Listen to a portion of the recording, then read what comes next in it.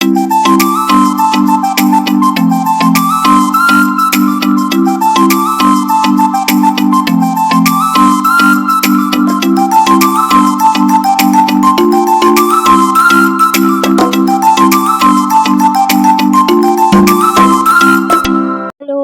Morning সবাইকে। আজকের ব্লগটা শুরু হচ্ছে একদম সকাল থেকে, তাই সবাইকে গুড মর্নিং। কারণ হচ্ছে এই ব্লগটা আমি ছাড়বো যদিও ইভিনিংয়ে, তাই আগেভাগেই বলে নিচ্ছি।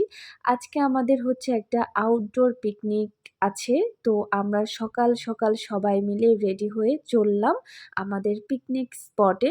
আজকের পিকনিকটা এত বেশি জমজমাট হবে আশা করছি, কারণ হচ্ছে পাহাড়ে একদম স্পটে রান্না বান্না করে খাওয়া দাওয়া থেকে সব কিছু থাকবে আজকের আমাদের আউটডোর প্ল্যানে।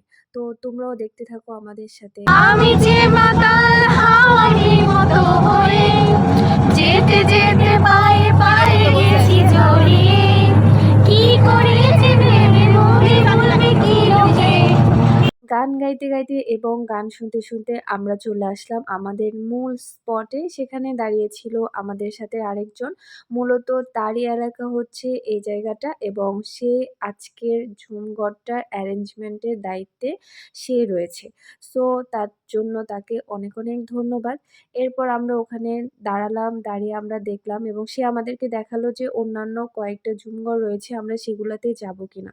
৪-৫টা ঝুমঘর থেকে একটা সিলেক্ট করা হলো, দেন আমরা সেই দিকে এখন রওনা দিচ্ছি।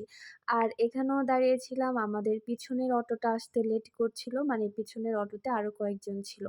তো আমাদের হান্ডি পাতিল ডেক্সি সব মিলে আমরা এখন হাঁটা শুরু করব পাহাড়ের উপরে এবং ঝুমঘরের উদ্দেশ্যে। সেখানে যাওয়ার সময় আমরা দেখতে পেলাম যে আমাদের জন্য খুব সুন্দর করে গেট সাজিয়ে রাখা হয়েছে, কিন্তু সে গেট দিয়ে নর্মালি হেঁটে যাওয়া যাবে না, এরকম করে গেটটা পার হতে হবে, একদম যেরকম হচ্ছে বর্ডার ক্রস করে আর কি। যাই হোক, এবার দেখেন সে বর্ডার ক্রস করতে করতে কি কি কাণ্ড ঘটে।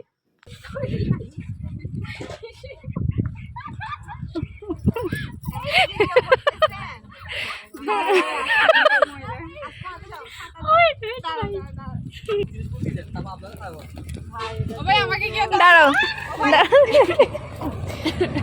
আসো আসো।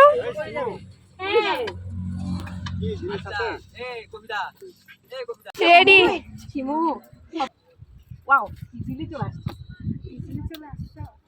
Thank you. এইরকম আরেকটা গেট পার হয়ে আমরা চলে আসি একদম আমাদের গন্তব্যের শেষ প্রান্তে।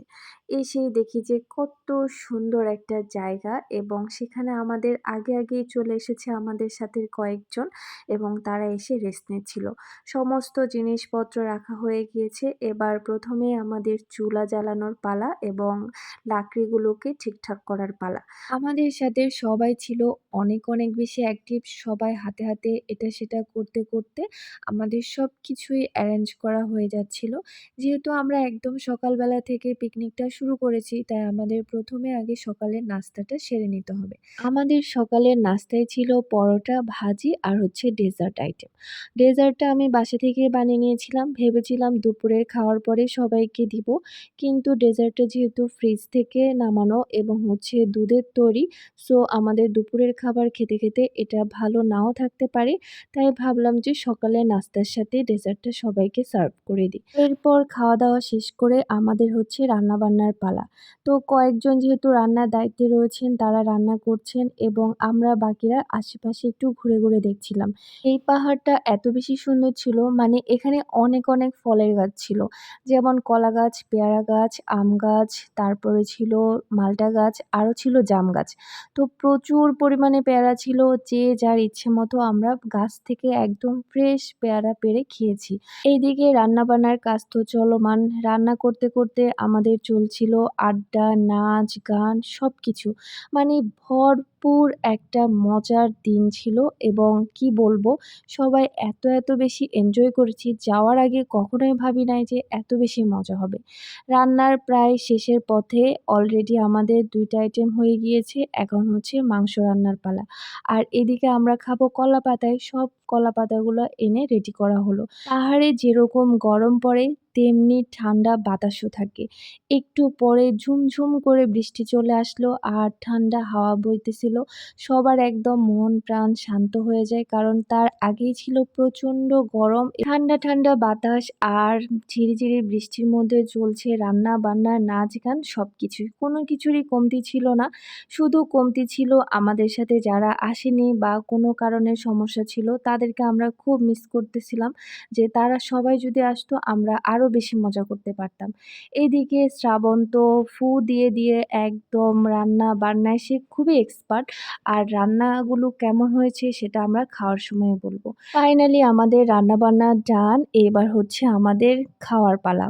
কিন্তু যারা রান্না করেছে তারা তো খুবই টায়ার্ড। তারা চলে গিয়েছে একদম ফ্রেশ পুকুরের জলে স্নান করতে।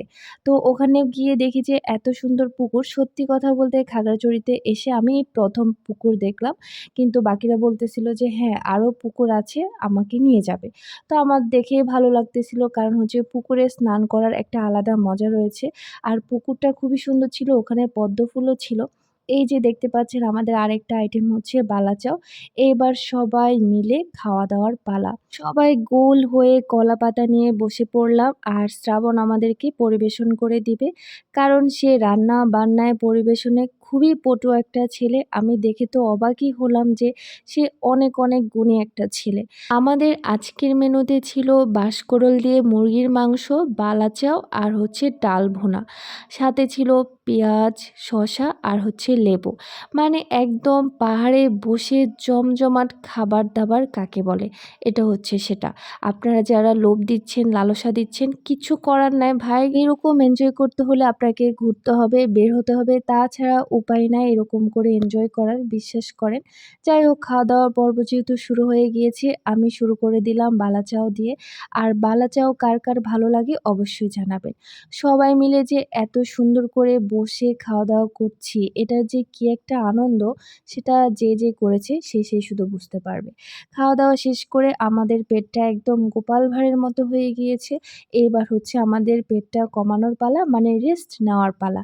রেস্ট নিতে কি শুধু বসে রেস্ট নেওয়া যায়? যায় না। তাই আমরা শুরু করে দিলাম গান বাজনা। নাচ, গান, মজা কোনো কিছুরই অভাব ছিল না আজকের পিকনিকে।